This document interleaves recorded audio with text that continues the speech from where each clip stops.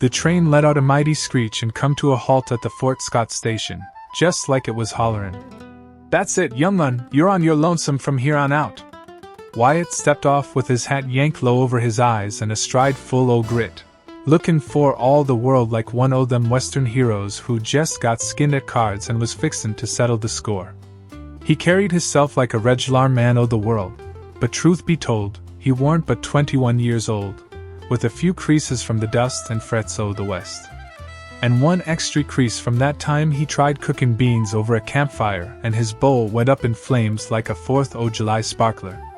Half the chores done, he mumbled to hisself. Time to be more'n a name whispered in them smoky saloons. He left his saddle set in right thar in the dusty street at the edge o' town and moseyed into a livery stable to hunt up a horse. The dealer, a feller with a belly like an oak barrel, or meb too, if you eyed him sideways, greeted him with a grin wide as a circus tent, like he was peddlin' tickets to the grandest show on earth.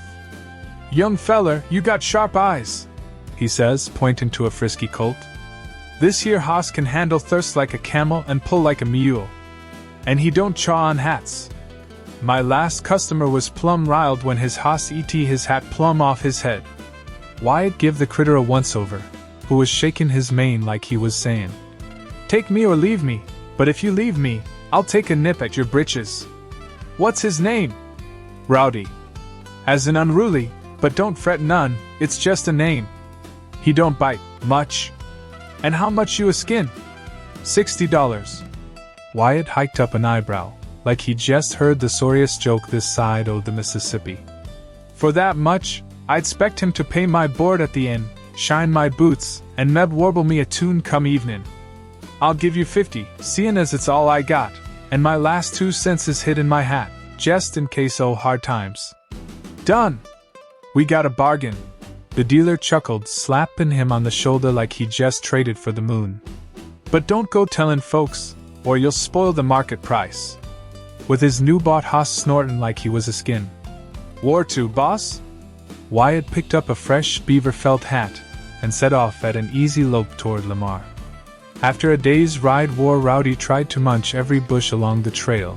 Wyatt fetched up at the blacksmith shop o' Tom Bennett.